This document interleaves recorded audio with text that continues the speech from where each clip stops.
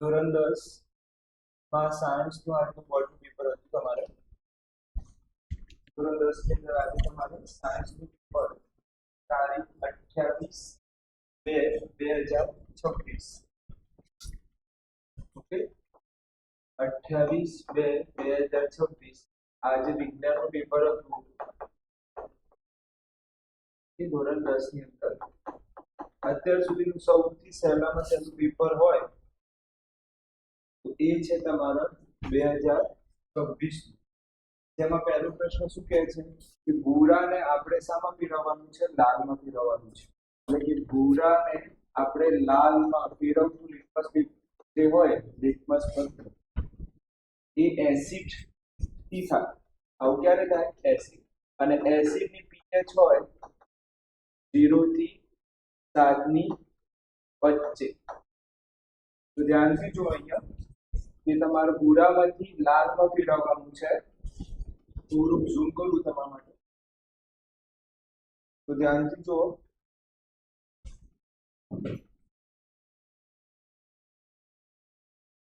તમારે અહીંયા લખેલું છે પ્રશ્ન કે ભૂરામાંથી આમાં લાલમાં ફેરવવાનું છે. એટલે કે ઓબ્વિયસલી વસ્તુ છે કે આ એસિડ છે અને એસિડની pH 0 થી 7 ની વચ્ચે હોય. તો આ તો ના આવે. આ કોના માટે આવે? તટસ્થ માટે આવે. આ કોના માટે આવે? બેઝ માટે આવે. ઓકે, આ પણ કોના માટે આવે? બેઝ માટે આવે.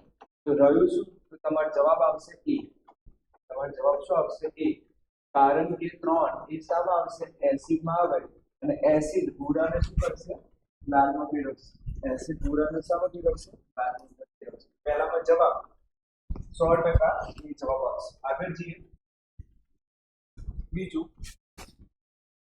બીજાની અંદર બ્યુટેનની વાત કરી છે અને આ પ્રશ્ન ચલાવેલો જ છે મેં. બ્યુટેન. તો બ્યુટેન એ કયું બ્રધર ગણાય? B1 બ્રધર ગણાય. તો B1 બ્રધર નું સૂત્ર શું? CnH2n+2. ક્લિયર? C એટલે કે કાર્બન. બ્યુટ હોય તો કેટલા કાર્બન સમજવાના? તો બ્યુટ હોય તો 4 કાર્બન સમજવાના. તો n ની જગ્યાએ આપણે શું મૂકીશું? 4 મૂકીશું. n ની જગ્યાએ શું મૂકીશું? 4 મૂકીશું. હવે ગુણાકાર કરો 8 + 2 તો જવાબ શું આવશે? તો તમારો જવાબ શું બનશે? C બનશે. તમારો જવાબ શું આવશે? C. બ્યુટેન ને લખાઈ કઈ રીતે? C4H10. માછલીનું જે હૃદય છે એ કેટલા ખંડનું બનેલું હોય? તો માછલીનું હૃદય તમારે 2 ખંડનું બનેલું હોય છે. આ યાદ રાખવાનું. માછલીનું હૃદય કેટલા ખંડનું બનેલું હોય? 2 ખંડનું બનેલું હોય. ક્લિયર? આગળ જઈએ. બીજું, માનવ આંખ પોતાના કયા ભાગમાં પ્રતિબિંબ રચે છે? તો જવાબ આવશે નેત્રપટલ. જવાબ શું આવશે? નેત્રપટલ પર પ્રતિબિંબ રચાય છે. ક્લિયર? તો પહેલામાં જવાબ તમને ખબર જ હશે કે સ્ટાર્ટિંગ છે એમાં જવાબ આવશે 3. બીજામાં જવાબ આવશે C. ત્રીજામાં જવાબ આવશે 2 અને ચોથામાં જવાબ આવશે નેત્રપટલ. આગળ જઈએ. તો આ બેઠો તમારે 41 MCQ એટલે કે ચોપડીનો MCQ. આ બેઠો તમારો ચોપડીનો MCQ છે. જવાબ આવશે D. આ પણ ચોપડીનો MCQ છે. 41 MCQ એટલે કે ચોપડીનો MCQ. 41 MCQ એટલે તમારે કયા MCQ સમજવાના? ચોપડીનો. તો આમાં જવાબ આવશે B. આમાં D. આ પણ બેઠું ચોપડીનું છે એટલે કે 41 MCQ માંથી છે. જવાબ આવશે કીટોન. આ પણ બેઠું ચોપડીનું છે. આમાં જવાબ આવશે 3.6 × 10⁶. ક્લિયર?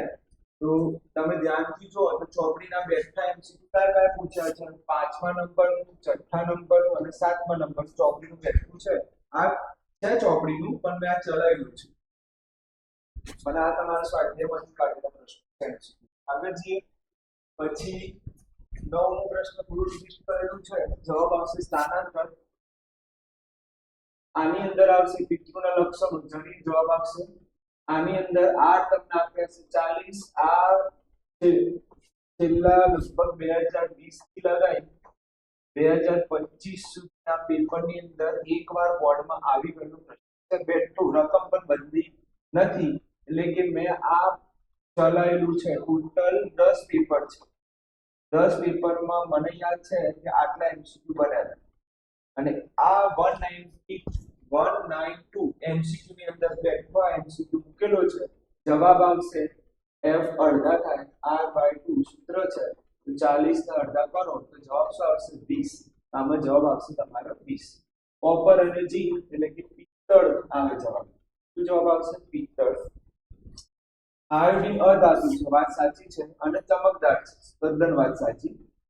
કાચમાં લાલ રંગ વધુ વળે છે. જવાબ આવે ખોટું. વધુ વળતું નથી કારણ કે એની સ્પીડ વધારે છે. આમાં જવાબ આવે છે પિતા વાય આપે તો છોકરો થશે. તો વાત તદ્દન સાચી છે. પ્રબળ એસિડ અને નિર્બળ બેઝ ના સારમાં pH 7 થી વધુ હોય છે. જવાબ આવે સાચું. 7 થી વધુ હોય કારણ કે પ્રબળ એસિડ છે તો જે સાર મળશે, પ્રબળ એસિડ છે જે સાર મળશે, સોરી અહીંયા વાક્ય વાંચવું પડે, 7 થી વધુ હોય. જવાબ આવે ખોટું. 7 થી વધુ ના આવવું જોઈએ કારણ કે પ્રબળ એસિડ હોય તો pH કોની વચ્ચે હોય? 0 થી 7 ની વચ્ચે હોય. તો પ્રબળ એસિડ છે તો pH કેવું હોવું જોઈએ? ઘટવું જોઈએ, એટલે કે ઘટે. અને અહીંયા શું છે? વધે. 7 થી વધુ ના હોય. અહીંયા જવાબ 100% ખોટો આવશે. આગળ જઈએ. આ બેઠું ચોપડીનું છે 41 એમસીક્યુ એટલે કે 4 પ્રશ્નો બેઠા મૂકેલા છે. ચેતો પાગમ. ક્લિયર? આમાં જવાબ આવશે 2 મિનિટ. ઓકે, આની અંદર જવાબ આવશે પ્રભાવીમાં આવશે capital T, capital T, capital T, small T અને પ્રચ્છન્ન small T, small T. Clear? આમાં આવશે વોલ્ટમીટર. ચલો, કરોડરજ્જુ શાની સાથે સંકળાયેલું છે? પરાવર્તિત ક્રિયા. બ્રહ્મજ્જામાં એ આવશે. ઘાસ શામાં આવશે? ઉત્પાદકમાં. અને હરણ શામાં આવશે? હરણ પ્રથમ ઉપભોગીમાં આવશે. ક્લિયર? એકદમ સહેલું પેપર છે. 24 માંથી 24 આરામથી આવે. મને એક પણ એમસીક્યુ બારે નથી લાગ્યું. એકદમ સહેલું છે. આગળ જઈએ સેક્શન બી. સેક્શન બી માં આ તમારા બ્લુ ક્વેશ્ચન માંથી પૂછેલું છે. બ્લુ ક્વેશ્ચન જે ચોપડીમાં આવેલા હોય, ચોપડીમાં આવેલા બ્લુ ક્વેશ્ચન માંથી બેઠું પૂછેલું છે. આ છે રેલવેના પાટાને જોડવા માટે, એટલે કે આ છે થર્મિક પ્રક્રિયા. આ કઈ પ્રક્રિયા છે? થર્મિક પ્રક્રિયાની વાત કરેલી છે. આ એકદમ સહેલું ધમની અને શિરા એકદમ સહેલું છે, એ પણ તમને આવડે. પછી સામાન્ય વિદ્યાર્થી માટે માનવ ઉત્સર્જન તંત્રની ફક્ત આકૃતિ દોરવાની છે. બેટ આ પણ એકદમ ઈઝી. પછી જોઈએ અમીબા કયું પ્રજનન કરે? ભાજન. ઓકે, અને એની અંદર પણ બહુ ડિટેલમાં લખવું હોય તો શું લખાય? વિભાજન. આ કયું કરે? પ્લેનેરિયા અવખંડન કરશે, પુનર્જનન કરશે. ક્લિયર? પુનર્જનન. ગ્રહો કેમ ટમકતા નથી? બેઠું ચોપડીનો પ્રશ્ન પૂછેલો છે. આ એક દાખલો છે. બેઠું ચોપડીનો દાખલો મૂકેલો છે. અવરોધ કઈ બાબત ઉપર આધાર રાખે? તો 3 આવે. એક છે દ્રવ્યની જાત. અવરોધ, તો અવરોધનું સૂત્ર તમને યાદ હોય તો આવું બને, એટલે કે આડછેદ લંબાઈ આના ઉપર આધાર રાખે છે. ક્લિયર? આગળ જોઈએ.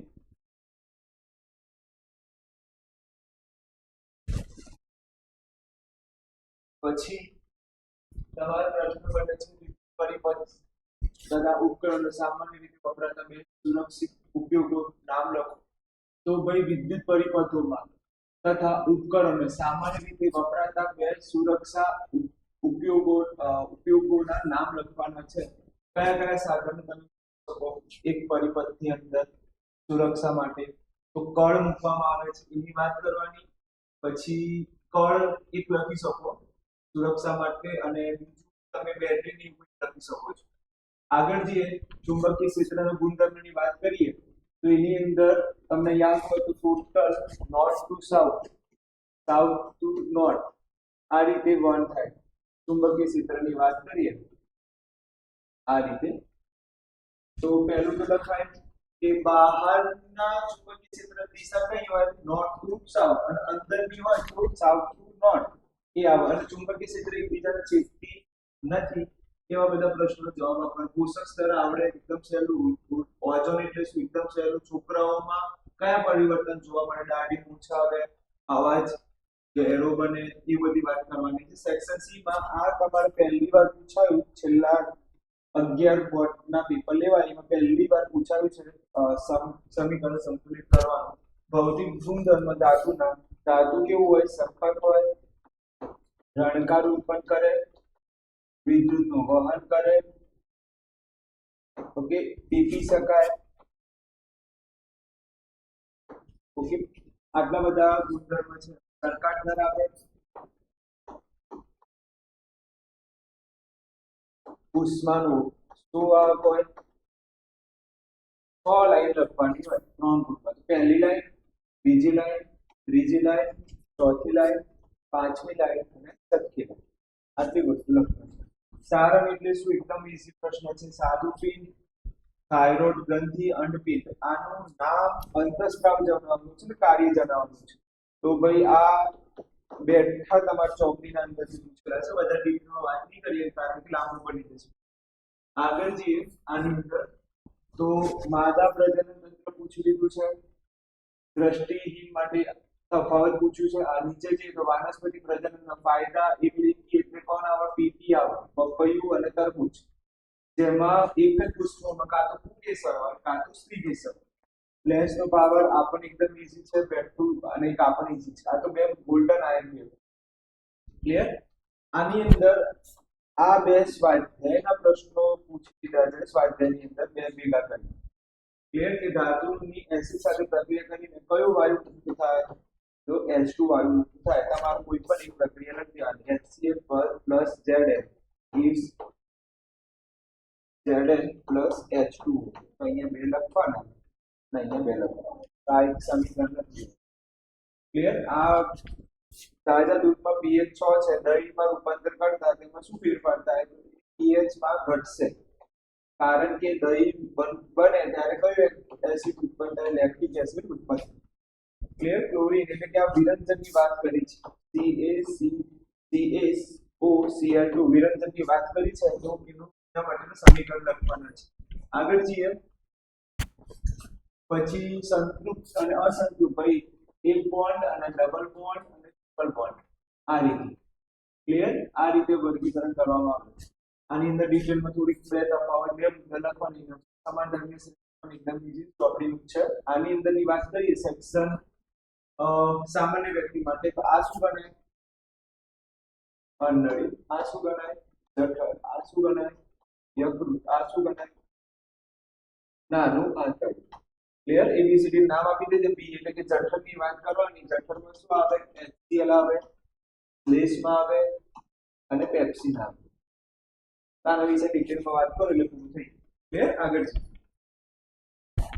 પછી છે વિભિન્ન પ્રાણીમાં ગ્લુકોઝ એકદમ મસ્ત હાઈવે ગ્લુકોઝનો હાઈવે પૂછે તો ભાઈ ગ્લુકોઝનો હાઈવે ભાઈ આ રીતે હાઈવે 3 પડે યાદ રાખો વચ્ચે પાયરુવેટ આવશે ઓકે પછી ઈસ્ટ આવે અહીંયા સ્નાયુ આવે ઓકે કણાભ સૂત્ર આવે એની વાત એટલે કે હાઈવે પૂછાઈ ગયું છે આમાં એકદમ ચાલુ છે પ્રાણીમાં ગ્લુકોઝ ઓક્સિડેશન વડે ઊર્જા પ્રાપ્ત કરવાની વિવિધ રીતો ગ્લુકોઝની વિવિધ રીતો આ ત્રણ જ આવી છે બીજી કે નામ આગળ જઈએ પછી તો સામાન્ય વ્યક્તિ માટે માનવ આંખની આકૃતિ દોરી ટીકી અને નેત્રવાણીનું કાર્ય લખવાનું ચાલુ છે ઘરેલું વિદ્યુત પરિપથ મોસ્ટ એમ્પી હતું કીધું હતું કે આ કરી જવાનું છે નીચે જૈવિક અને અજૈવિક વચ્ચેનો તફાવત અને નિવાસન તંત્રના ઘટકોની વાત કરવાની છે